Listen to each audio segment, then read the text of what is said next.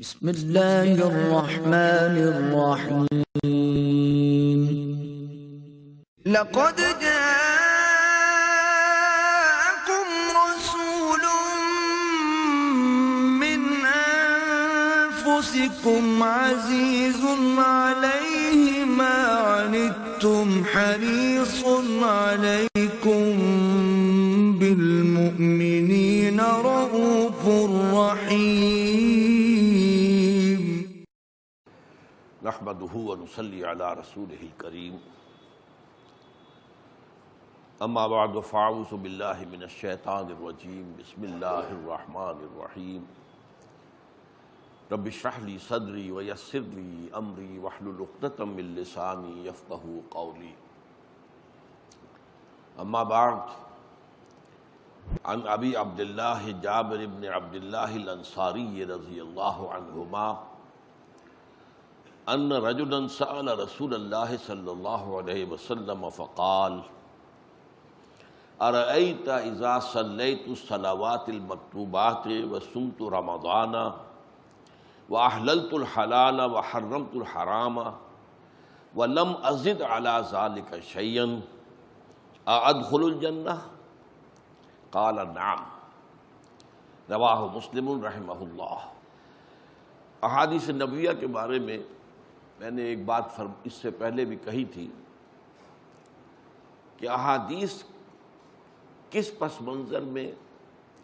اور کس سے مخاطب ہو کر کہی گئی، ان کو اگر ہم پیش نظر نہ رکھیں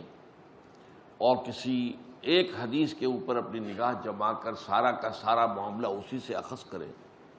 تو معاملہ غلط ہو جائے گا، بات جو ہے گمراہی تک لے جائے گی۔ مثلا ہم تفصیل سے پڑھ چکے ہیں ایمان اور اسلام کی بحث میں، من قال لا الہ الا اللہ دخل الجنہ۔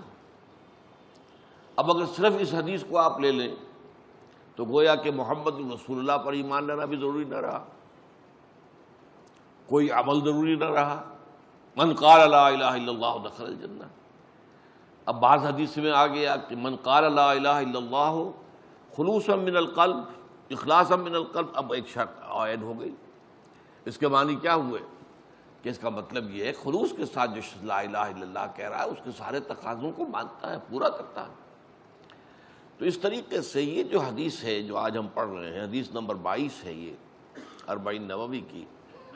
اس میں بھی یہ محسوس ہوتا ہے کہ ایک خاص فرد ہے جو حضور کا مخاطب ہے، اس سے آپ بات کر رہے ہیں اور اس کے احوال سے آپ واقف ہیں۔ ترجمہ کیا ہے؟ حضرت عبداللہ جابر ابن عبداللہ انصاری رضی اللہ تعالی عنہما، یہ دونوں باپ بیٹا چونکہ صحابی ہیں، عنہما ہم کہیں گے، ان سے یہ مروی ہے ان رجلا سأل رسول اللہ صلی اللہ علیہ وسلم فقال، کہ ایک شخص نے حضور سے ایک سوال کیا اور اس میں کیا کہا، وہ سوال کیا تھا، ارأیت، اے نبی صلی اللہ علیہ وسلم ذرا غور فرمائیں، مجھے بتائیں، اذا صلیت الصلوات المکتوبات، جب میں فرض نمازیں ادا کر دوں، پڑھ لوں، وصمت رمضان، اور رمضان مبارک کے روزے رکھ دوں، واحللت الحلال، اور حلال ہی پر قائم رہوں، وحرمت الحرام، اور حرام سے مجتنب رہوں، وَلَمْ أَزِدْ عَلَى ذَلِكَ شَيْءٍ، اور اس پر میں کسی چیز کا اضافہ نہ کروں، أَدْخُلُ الْجَنَّةَ، تو کیا میں جنت میں داخل ہو جاؤں گا؟ قال نعم، حضور نے فرمایا ہاں۔ اب اس حدیث کو ہم سامنے رکھیں تو نہ ایمان زیر بحث ہے، نہ جہاد فی سبیل اللہ زیر بحث ہے، وہ ساری کی ساری چیزیں، بلکہ عبادات میں سے بھی زکوٰۃ بھی خارج ہوئی اور حج بھی خارج ہو گئے، شہادت کی بھی ضرورت نہیں، یقین والے ایمان کی بھی ضرورت۔ یہ میں نے آپ سے کہا کہ اگر کسی حدیث کو اس طریقے سے آپ جنرلائز کر لیں گے تو وہ گمراہی پر منتج ہو جائے گی۔ اب یہاں یوں سمجھیے کہ حضور کے سامنے ایک معین فرد ہے جو سوال کر رہا ہے، حضور جانتے ہیں وہ صاحب ایمان ہے، وہ کلمہ شہادت جو ہے وہ بھی ادا کرتا ہے اور اس کے دل میں ایمان بھی ہے، حضور تو جانتے ہیں۔ ظاہر بات ہے کہ حضور کی نگاہوں سے تو پوشیدہ نہیں ہے معاملہ، کسی کے باطن جو ہے کیفیت جو ہے وہ بھی آپ پر آیا ہے۔ پھر وہ آپ جانتے ہیں کہ وہ فرض کیجئے کہ نادار شخص ہے جس کے لیے زکوٰۃ اور حج کا سوال ہی نہیں، بالفعل اس کے اوپر نہ زکوٰۃ عائد ہوتی ہے اور نہ حج کا امکان ہے، اس لیے کہ وہ من استطاع الیہ سبیلا کی ذیل میں تو نہیں آتا، اس کے پاس تو خرچ کے لیے، راستے کے لیے، زاد راہ کے لیے پیسہ ہی نہیں۔ اب ایسے شخص کے بارے میں وہ جو سوال کر رہا ہے سمجھنا چاہیے کہ وہ سمجھنا کیا چاہتا ہے۔ وہ یہ ہے کہ عبادات کے ضمن میں آیا یہ فرائض اکتفا کر جائیں گے یا ان کے اوپر نوافل کا اضافہ لازمی ہے، یہ سوال پیدا ہوتا ہے۔ اور عام طور پر مذہبی مزاج کے لوگوں میں یہ سوال بڑا اہم ہو جاتا ہے۔ صرف فرائض کو تو وہ سمجھتے کوئی بات ہی نہ ہوئی، جب تک وہ نوافل نہ ہو، جب تک اس کے ساتھ اور اضافہ نہ ہو، جب تک اضافی عبادات نہ ہو، جس میں آپ کو معلوم ہے ایسے بھی صحابہ تھے جو ساری ساری رات کھڑے رہتے تھے، حضور نے روکا، ٹوکا، ڈانٹا بلکہ۔ حضرت عبداللہ ابن عمرو بن عاص کا میں آپ کو مثال جو ہے کئی مرتبہ دے چکا ہوں۔ حضور نے فرمایا یا عبداللہ اولم اخبر انک تصوم النہار وتقوم اللیل، اے عبداللہ مجھے یہ اطلاع دی گئی ہے کہ تم ساری رات کھڑے رہتے ہو نماز میں اور ہمیشہ روزہ رکھتے ہو۔ اب کیا کہتے ہیں حضور کے سامنے، ویسے بھی جھوٹ صحابی کیسے بولتا اور حضور کے سامنے؟ تو عرض کیا نام یا رسول اللہ، ایسا تو ہے بلا، ہمیں لا تفعل، مت کرو ایسا۔ فَإِنَّ لِنَفْسِكَ عَلَيْكَ حَقًّا وَإِنَّ لِزَوْجِكَ عَلَيْكَ حَقًّا وَإِنَّ لِزَوْرِكَ عَلَيْكَ حَقًّا، تم پر تمہارے نفس کا بھی حق ہے، تم پر تمہاری بیوی کا بھی حق ہے، تم پر تمہارے دوستوں کا حق ہے، تم پر تمہارے آل ملاقات کرنے والوں کے حقوق ہیں۔ تو اس اعتبار سے جو یہ ایک جذبہ ہوتا ہے، جو ایک اور بات میں آپ کو بتا چکا ہوں، 3 صحابہ نے حضور کی ازواج مطہرات سے دریافت کیا حضور مہینے میں کتنے روزے رکھتے ہیں یعنی نفلی،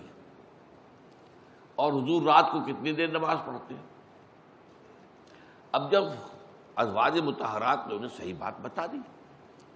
تو انہیں وہ کب معلوم ہوا کہ یہ ہمارا تو گمان تھا کہ حضور تو کمر جو ہے بستر سے لگاتے ہی نہیں ہوں گے اور کوئی دن چھوڑتے ہی نہیں ہوں گے جس میں روزہ نہ رکھے۔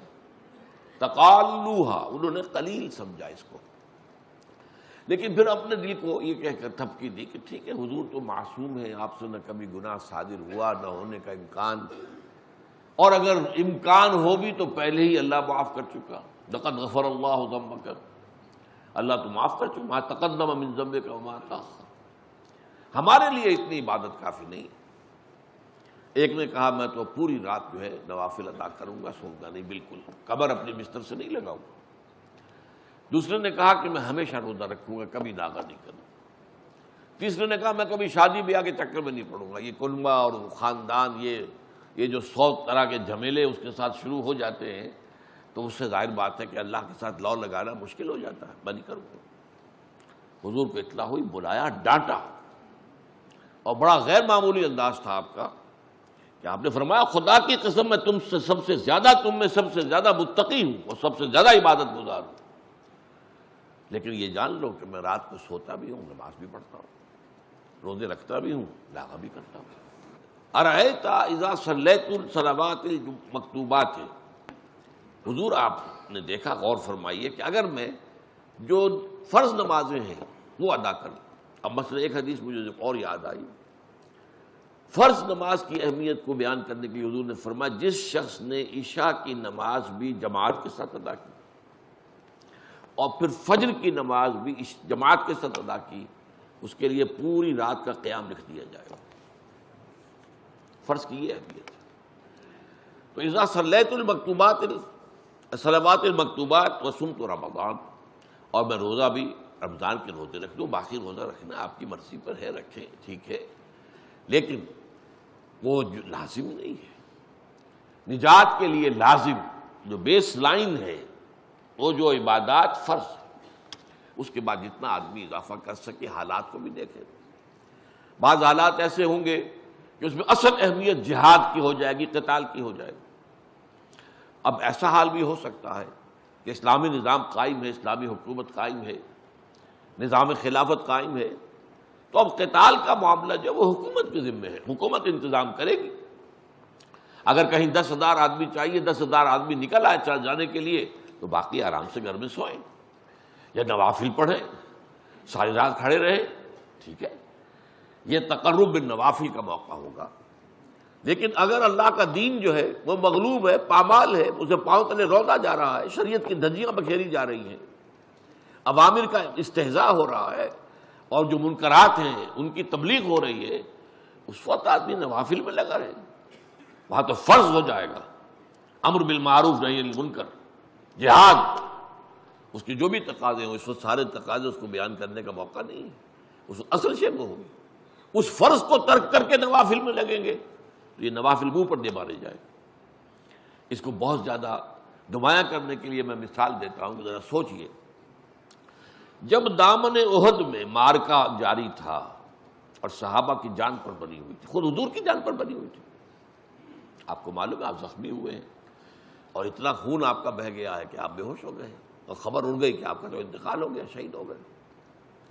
اس وقت اگر کوئی شخص مسجد نبی میں بیٹھا ہوا درود کی تسبیح پڑھ رہا ہو، یا کوئی اور نوافل ادا کر رہا ہو، یا قرآن پڑھ رہا ہو، تو اس کے بارے میں کیا حکم آپ کا ہوگا؟ پکا منافق، حالانکہ کام تو وہ اچھے کر رہا ہے، درود کی کتنی فضیلت آئی ہے، اور نوافل ہے، یا قرآن کا پڑھنے کا ایک ایک حرف کا 10 نیکیوں کا ثواب ہے، اور یہ بھی فرمایا الف لام میم کو ایک حرف نہ سمجھنا، الف علیحدہ حرف ہے، لام علیحدہ ہے، میم علیحدہ، 30 نیکی الف لام میم پڑھنے پر ہو گئی، لیکن ہر جگہ پر، ہر وقت پر، ہر مناسب پس منظر۔ تو یہاں نماز فرض، روزہ فرض، اور یہاں چونکہ زکوٰۃ بھی نہیں ہے اور حج بھی نہیں ہے، اس میں میں نے جیسے کہ واضح طور پر بیان کیا کہ وہ شخص ایسا ہوگا کہ جس پر یہ دونوں چیزیں عائد ہوتی ہی نہیں، نہ اس کے پاس کچھ ہے کہ زکوٰۃ ہو، اور نہ اس کے پاس مال ہے اتنا کہ وہ سفر کر سکے، اور پھر یہ کہ وہ جو حلال ہے اس پر قائم رہے، حلال کو حلال سمجھے، خام خواہ حلال کو اپنی شدت تقویٰ کی وجہ سے حرام نہ کر بیٹھے، جسے بعض ہمارے ایک فوت شدہ بزرگ کہا کرتے تھے کہ یہ تقویٰ کا ہیضہ ہو جاتا ہے، لوگ وہ جو ہے حلال چیزوں کو بھی چھوڑ کر بیٹھ جاتے، حلال کو حلال سمجھے اور استعمال کرے، جیسا کہ سورہ بقرہ میں آیا ہے یا ایھا الرسول کلوا مما طیبات من الطیبات مما رزقناکم، کھاؤ بھائی، کیوں ان سے، قل من حرم زینۃ اللہ التی اخرج للناس لعبادہ والطیبات من الرزق، کہیے ان سے کس نے حرام کرنی ہے وہ چیزیں جو اچھی ہیں کھانے پینے کی، اور لباس اچھا جو ہے، ہم نے جو کچھ نکالا ہے لوگوں کے لیے زمین سے، کس نے حرام کیا؟ یہ تو اصل میں دنیا میں بھی اصلاً تو اہل ایمان کے لیے ہے، ویسے ہی ہے کہ دنیا میں کفار کو بھی ہم دیتے ہیں جتنا چاہتے ہیں، کُلًّا نُمِدُّ ہؤلاء وہؤلاء من عطاء ربک خالصۃ یوم القیامہ، قیامت کے دن تو یہی خالص ہو جائیں گی اہل ایمان کے لیے، پھر کفار کے لیے تو ان میں حصہ رہے گا ہی نہیں۔ لہٰذا تقویٰ کا معاملہ بھی، جو حلال شے ہے اسے حلال سمجھو اور استعمال کرو، اور جو حرام شے ہے اسے حرام سمجھو اور اسے اجتناب کرو۔ اب یہاں ایک مسئلہ آ جاتا ہے، فرض کیجئے کوئی شخص، اسے دیا تو گیا ہے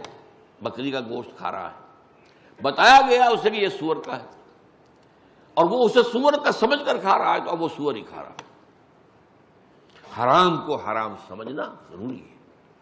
اگر اس میں تمہیں بتایا یہ گیا ہے تو بہرحال اس کی تحقیق کرو، جو بھی کرو، اس کے بعد تو اگر ثابت ہو جائے کہ نہیں یہ بات غلط کہی گئی ہے، یہ تو بکری کا گوشت ہے تو کھاؤ،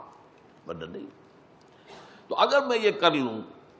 وَلَمْ أَزِدْ عَلَىٰ ذَلِكَ، اب لم ازد علی ذالک کا مطلب کوئی یہ نکال لے کہ یہاں چونکہ زکوٰۃ کا ذکر نہیں، لہٰذا زکوٰۃ لازم نہیں، یہاں چونکہ حج کا ذکر نہیں، لہٰذا حج لازم نہیں، یہاں ایمان کا ذکر نہیں، لہٰذا یہ اعمال اگر کوئی شخص کر رہا ہو، ایمان ہو یا نہ ہو،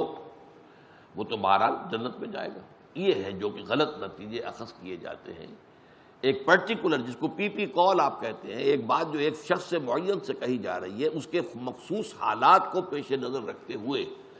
اس کو سمجھنا چاہیے کہ ان حالات میں اصل جو مضمون ہے یہاں کیا ہے، وہ اصل میں فرض اور نفل کا ہے۔ اس میں یہ ہے کہ جو چیز حلال ہے اس کو استعمال کرو، اور جو چیز حرام ہے اس سے اجتناب کرو۔ نماز فرض پڑھو، روزہ فرض رکھو، زکوٰۃ فرض ہے تو ادا کرو، حج فرض ہے تو ادا کرو، اگر فرض ہے، استطاعت ہے پھر نہیں کرتے تو اس کو کفر سے تعبیر کیا گیا۔ وَلِلَّهِ عَلَى النَّاسِ حِجُّ الْبَيْتِ مَنِ اسْتَطَاعَ إِلَيْهِ سَبِيلًا وَمَنْ كَفَرَ، اللہ تعالیٰ کا حق ہے لوگوں پر کہ اس کے گھر کی وہ اس کا حج کرے، جو بھی استطاعت رکھتا ہو راستے کی، سفر کی، لیکن جو نہیں کرے گا اس کا مطلب کفر کر رہا ہے۔ آپ اسے کافر کہیں گے نہیں، لیکن یہ کہ وہ ایک طرح کا کفر ہے. ادخل الجنہ، تو کیا میں داخل ہو جاؤں گا جنت میں؟ قال نعم، آپ نے فرمایا ہاں.